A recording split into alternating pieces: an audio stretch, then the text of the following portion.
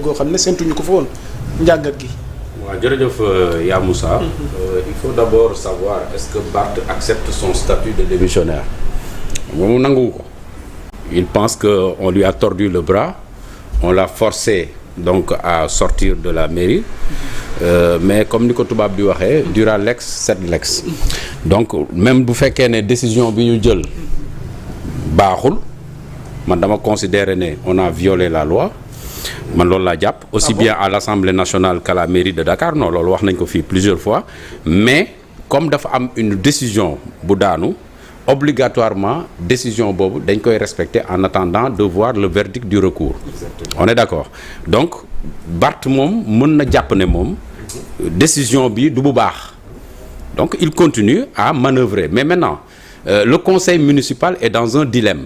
Parce que ça c'est le serpent qui ne veut pas se mordre la queue c'est ça la vérité donc parce que conseil municipal bu ñu continuer ci li ñuy def nii Barthélemy ñëw di taxaw l'objectif aujourd'hui di ñore nguur gi mooy installer une délégation spéciale c'est ça l'objectif donc il laisse faire en attendant de voir est-ce que réellement le fonctionnement de la mairie est bloqué ou pas s'il constate que le fonctionnement est bloqué par les interventions de Barthélémy Diaz, ils vont dissoudre carrément donc le conseil municipal et installer une délégation spéciale. C'est ça l'objectif visé. Et aujourd'hui, le conseil municipal est dans ce dilemme-là. Est-ce qu'il faut continuer à se solidariser à Barthélémy? Parce que certains sont d'accord que Barthélémy a été, disons, dans une situation où il est spolié quelque part donc de son mandat. Est-ce que ñoom dañuy continuer di poser des actes yoo xam ne ça va se retourner contre eux parce que li ma wax sànq rek dura lex sed lex c'est le droit laissons maintenant comme dugal na recours parce que quelque part aussi Barthélémy d'accordul situation mais dugal na recours donc en introduisant un recours il reconnaît tacitement son statut de démissionnaire pour contester quelque part cette situation. Mais où va-t-on finalement par rapport à cette situation? Non, là où on va c'est très simple. Le 31 la cour la cour d'appel va statuer sur le recours introduit par Barthélémy Diaz. Donc recours bi mu introduire pour contester la décision argument à l'appui parce que tey ku ci nekk mën ngaa interpréter c'est vrai comme l'a dit Thioune tout à l'heure mais man dama am interprétation boo xam ne moom laa mës a gëm pour man la loi a été violée.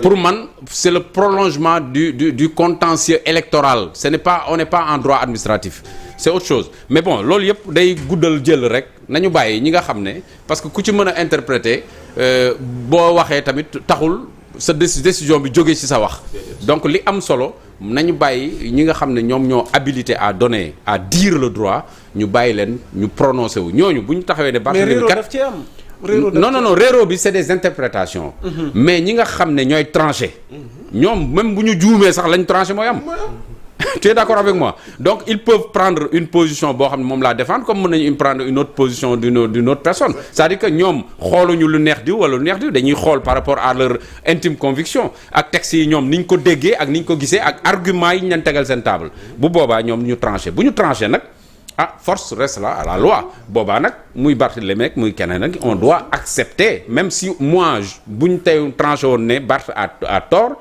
il est démissionnaire il doit quitter et tout ça même bu ma d'accordul ci texte yi ñoom ni ñu ko interpréter je serai obligé d'accepter cette décision judiciaire loolu mooy dëgg non parce que décision judiciaire dañ koy accepter parce que loolu la mooy dëgg comprendre nga mais nag nañu bàyyi en attendant ñu xam ban décision mooy génn bu nekkee en faveur de Barthélémy tant mieux pour lui il va continuer son travail si c'est pas en sa faveur mais il continue sa lutte politique parce que la vie politique ne s'arrête pas à la mairie de Dakar tu comprends ce que je veux dire donc il peut continuer sa lutte dans d'autres sphères yoo xam ne mën na continuer donc sur le terrain di xeexam par exemple ku ci nekk gis nañ fi ay hommes politiques yoo xam ne nangu nañ seen ndombo tànk yépp pourtant ñu continuer di xeex ba am li ñu bëgg a am donc ndombo tànk ne signifie pas benn tremplin boo xam ne forcément rek il faut nga kii wala étrier boo xam ne foog nga teg ci sa tànk pour mën a dem non donc et puis sax le fait qu'il soit victime et puisque être considéré comme victime, il pourrait bénéficier de ce que j'appelle moi la prime victimaire. C'est-à-dire qu'à partir de ce moment lan mooy am nit ñi mën nañ ne ah non de injustement parce que da ngay gis ñoo xam ne sax xëy na nguur gi la ñu àndal mais dañ naan li ñu koy def man d'accorduma ci et cetera donc du coup mën na am benn capital sympathie boo xam ne bu ko exploiter peut-être que mën na gën a jur sax lu mu yaakaarul loon ci politique. c'est important. doyen xam naa am na li nga ci bëgg a yokk. mais ma dugalaale ci rek c'est Ngoné Mbengue kii actuellement moom mooy assurer intérim bi. alors donc mu mel ni yow miin nga figure yu bëri yi nga xamante ni ñoom ñoo nekk au sein de la ville de Dakar tey soxna Ngoné di assurer intérim bi diggante gi donc lan moo ci sa njàngat ak tey ki nga xamante ni moom mooy Ngoné Mbengue. waaw li ma si jàngat mooy revenir sur le Bachir ak ki li mu wax. gis nga affaire bi c'est très profond. xam Bachir wax na ko nee na actuellement c'est des actes politiques la ñuy posé xam nga Barth c'est pas un homme politique aussi constat bi ñu def mooy moom il a vu que sur les 19 communes Cheikh Gueye rek lay gis sur les 19 communes 19 maires Cheikh Gueye rek fi nekk il a vu que les piliers de Taxawu ak li am ci élection yi ak son mouvement bi mu créé ñoo ngi toog jàpp seen jàmbur il a vu que le conseil municipal aussi xam nga ñun ñëpp ay mbokk la ñu parce que doful te xam nga dans la vie normale du conseil municipal du ñàkk mu amoon ay problème ak ay 1 ou 2 wala yu mel noonu. mais moom partout day am. foo dajale nit mu am problème ñooñu aussi ñu ngi toog di seetaan donc il a constaté que ne adhésion bi waroon am ci maire yi bi waroon am ci Taxawu bi waroon am ci conseil municipal amul parce que boo seetloo buy def ay activités am Cheikh Gueye rek nga fay nekk aucun leader de Taxawu aucun maire nekk ko ci wetam doful dans sa stratégie quand le conseil municipal était convoqué le jeudi moo tax mu def conférence le mercredi programme waat ko le jeudi lu ngeen ma jàppale yéen tamit du ngeen def parce que xam na ne tant que mu ngi convoqué les forces de l'ordre seront là-bas donc loolu du am. Deuxièmement en faisant la politique ok vous n'êtes pas là ñëpp bu may dee ñëppay deewandoo parce que c'est pas gratuit mu dem Saly parce que xam na ne Saly bu jàllee li nga wax ci intérim bi c'est officialisé l'acte est posé Sénégal dañu ko a fàtte Sénégal 48 heures 72 heures ñu fàtte li xew Barth xam na ne fa la jëm donc ñu ngi formaliser au début amoon na ay réticences il a vu que société civile bi effectivement gars yi dañuy communiquer arrêté il a vu que l'Assemblée nationale ñi mu seeti woon dafa dégg gars yi di nga ko xaarloo waaye nañu xaar décision cour d'appel te moom décision cour d'appel arrangé wu ko donc dafa bëgg gars yi génn wax te gars yi génn ñu wax il a vu que aussi les maires le conseil municipal gars ñi ñu ngi acté la suppléance mu ne comme que loolu la en y allant aussi da leen di mouiller donc soo perte yéen tamit da ngeen di perte